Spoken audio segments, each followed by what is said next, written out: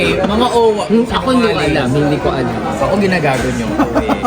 Happy birthday to you. Birthday wish.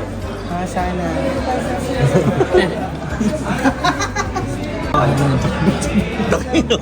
Ano presentation? Happy birthday to you. Sige, grazie. Happy birthday to you.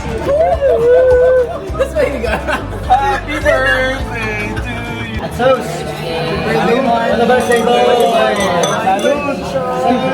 Sabay! Tagay! Happy birthday. Ang dami! Kanya-kanyang ano. Yung mga walang phone, ano? Happy birthday. Living the moment. Millennials. Giging experience ko the whole year based sa kung ano yung hindi pinakita, pina-experience sa akin kapag naglalakad ako and kapag pumapasan ako. So I know last year was very challenging. This year, very fortunate ako, very fortunate. Very fortunate. Dahil, nagkita kayo agad. Naglalakad ako, may tumabi sa akin na bagets. Kuya, nasa na yung ano, nasa UST pa lang kami. Nasa UST pa lang ako. Kuya, nasa na yung nasa ano? Sabi ko, ay, hindi ko rin alam kasi nga walang signal eh. Walang signal nung Maynila. Sabay ako sa'yo, kuya. Sabi ko, oh, sige. Then, late na ako. So, ang dami niyang chika. Bagets, 20 years old. Late na nga ako nagising. Yung mga kagrupo ko, ganyan. Tapos, nauuhaw siya. Wala siyang pera. Kasi usually, hindi ka rin magdadala ng wallet. Wala ka talagang dadala. Siyempre, ako nagdala bilang kilala niyo naman ako. Hindi naman ako. So, saan mo nilagay yung pera mo? Ha? Saan mo nilagay yung pera mo? Sa titi ko. Hindi, totoo nga. Ano, Sa brief? Ipiin mo yun. Oo, tapos papasok mo sa brief. Kasi kapag nandun ka na sa loob, kapag pumasag ka na, Malalaglag talaga. pwede kasi gumano. Oo, lahat yan mawawala lahat ang nasa katawan. True, true. Ako din, hindi ako nagdadala ng phone eh. Tapos, pumapasan ka ba? Hindi. Yung walk of faith, yung vigil mass. Pwede kang magdala. Yung iba nga Well, this year, pero the previous years hindi. Nakakatakot eh. Paano yung takot? Nakakatakot? Ah. O tapos, Tapos, nakausap ko siya, tapos pinakain ko, pinainom ko ng tubig kasi nga wala siyang dalang pera. Tapos tumukuha siya, thank you kuya. Sobrang pasasalamat. Tapos naka-brown lang siya na damit. Sabi ko, yan yung ano mo, baka hindi ka papasok. Well, although pwede naman papasukin ka. So, kapag iba kasi yung kulay mo, pag hindi ka naka-t-shirt ng Nazareno, usually, hindi nila inaalaw na pumasok dun sa loob ng ano, ng lubid. So binilang ko rin siya ng t-shirt. So sobrang saya-saya niya ganyan. Tapos hinakap niya ako. Sabi niya, kuya magkita tayo ha. Hindi, walang chance na magkikita kayo after niyang pumasa. Kasi nga walang signal. oh, tsaka magkakahiwalay na kayo talaga. Hiwalay talaga. But anyway, so sabi ko, I mean maganda siyang pakitaan kasi for the first time, meron akong nakausap. Kasi usually alone lang ako kapag naglalakad ako. Tapos nahanap ko siya talaga agad. As in pagdating ko, dire-diretso ako lang. Tapos nakasalubong ko na siya. Nandun niya siya sa looban na sa Arlegui. So pagka ganun ko, pasan ako. Pagpasok ko sa loob, pag pumasok ka kasi sa loob, hindi ka na makakahinga. Oo, sobra. Kasi asin talaga yung dibdib nyo. Asin talaga magkakamukha kayo lahat. Andito talaga ulo ng bawat isa. Tapos sobrang init dahil araw na yun. Alas 12 ng tanghali or alauna ako nakasala. Tapos, pag nandun ka sa loob, kung ano yung galaw ng isa, galaw yung lahat. Yes. Ganun yun talaga. Sunod ka lang. Kasi patay kapag pumunta. Yes. Tapos syempre, apa ka ng paa. Pero hindi mo na nararamdaman yung pain sa paa. Actually, dito mo mararamdaman na. Kasi kapag nag-crash na yung lungs mo, nagka-crash lang. Sobrang sakit. Oo. Hindi ka talaga makakaya. And then, so dalawa yung lubid niyan. Dito yung, yung Nazareno, dalawang lubid. Usually, ang pinaka-worst niyan is kapag nagbuhol, nag-8. So, nag-8 siya kapag, kasi Kaya pala siya binabalita. Binabalita siya pag nagbubuhol eh. Tsaka pag parang may nababakante, tapos may sumusugod. Kasi yun usually, kapag ang mga sumigaw, tapon nyo. Kasi halimbawa, kapag halimbawa yung isang lubid, minsan ganito yung movement ng lubid. Parang ganyan, halimbawa ito yung lubid. Relaxing. Halimbawa ito yung lubid. Kapag gumanyan yung lubid, minsan ito, akala nila, ito yung lubid na paghahata. Napupunta sa harap yung nasa dulo. Ginaganon din or pinapupunta dito. So, hindi umaandar yung ano. So, yun yung nangyayari minsan. So, ang pag-aano lang doon is, ano tawag dito? So, kapag nag-8 sila, lalo na pag gumanyan, hindi mag-move yung Nazareno. Tapos, kapag napunta ka dun sa loob ng 8, patay ka. Kasi ipit ka talaga. Katapusan. So saan ka napunta? Saan ka napunta? Sa sa loob ako. Tapos, gano'ng katagal lang yun, yung in-stay mo? Gano'ng katagal doon? So, ang nangyari sa akin, ganun ako. Pagpasok mong ganun, this year, for the first time, nahawakan ko yung 2 lupit. Napunta ako sa gitna. Tapos, naging part ako nung, kapag nasa gitna ka kasi, meron doon mga naka-black na t-shirt na parang, ano tawag sa kanila yung niños. Niños niños. Nazareno? Na ang ginagawa lang nila is kailangan nilang itulak para i-push yung 2 lubid na maghiwalay. Kasi Okay. kapag tumikit nga, Walang galaw. oo, at saka mamamatay yung mga nasa gitna. Oo nga. So ang trabaho lang nila is i-push ng pagano. I-push ng napunta ako sa gitna. Dito lang ako dapat. Napunta ako sa gitna. So doon ako na parang sabi ko, oh my God, ganun.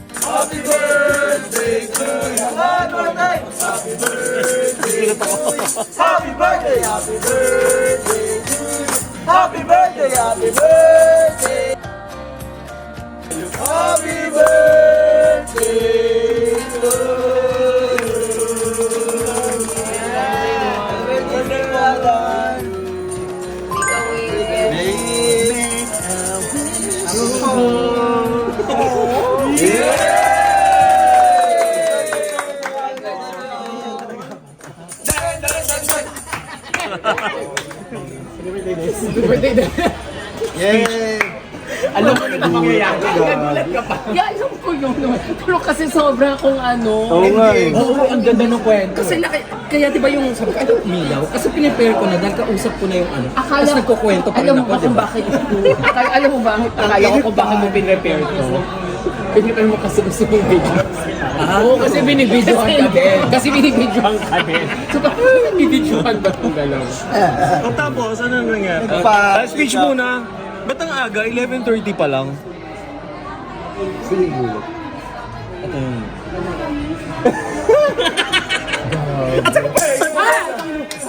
Hindi ako nagulat. Oo eh. May yanig. Nakagiyanig din ako.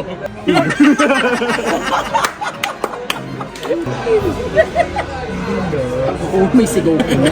Bulat na bulat ako. Nagulat ka? Oo. Hindi ko mabugo yung wine. O tapos, ano nangyari sa kwento? So sa akin, bigla ko, andito ako dapat. Napunta ako Sa gitna. Ang nangyari sa akin, nahawakan ko yung 2 lubid. Tapos, naging part ako ng ihos. ihos ni, Oo. ihos ni. So, tagatulak ako. So, parang sabi ko, this year, I will be helping people. Wow! Let's go! Gano'n ka katagal sa loob?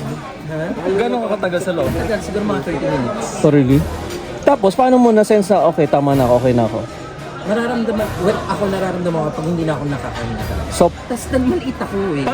paano ka sasabihin mo, oh, okay, I give up, okay na ako. Paano ka exit?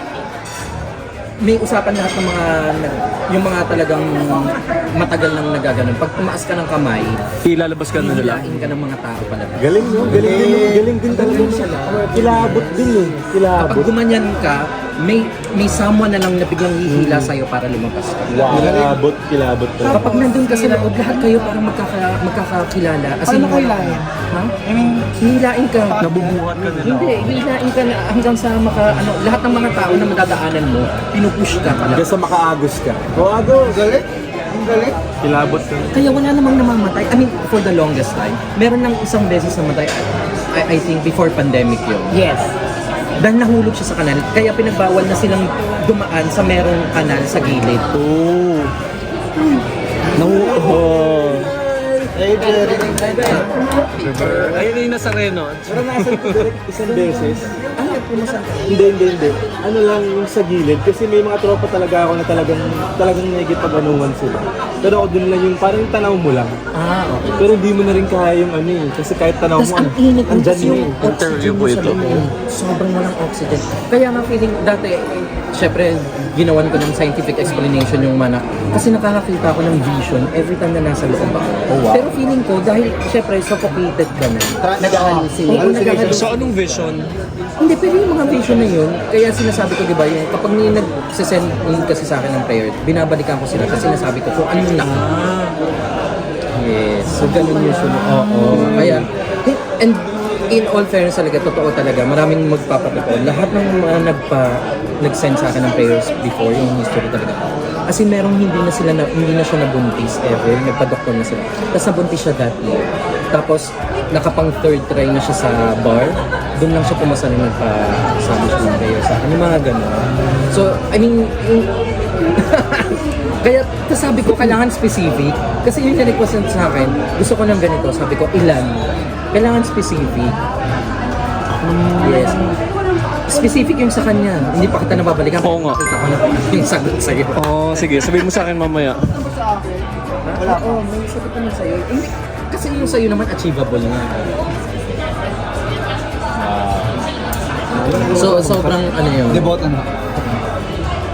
Pero hindi kasi ako masyadong religious. I mean, hindi naman ako religious na tao. Diba?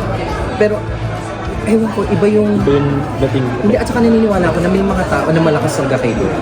I mean, malakas yung, yung kapag nagdadasal sila. Sobrang lakas. Yes. Kasi pwede tayong lahat sabay-sabay tayo nagdadasal, pero may mga tao, unfortunately, na hindi masyadong, hindi ko alam kung ba't hindi napapakinggan, hindi ko alam. Wala ka na darating sa akin. Oo. Kasi kulang sa faith. Walang sakit. Hindi, pero alam naman natin, Hindi, oo, may mga tao talaga na halos Oo. ibigay na nila yung buong buhay. Parang ano, importante yung yung merong intercessor.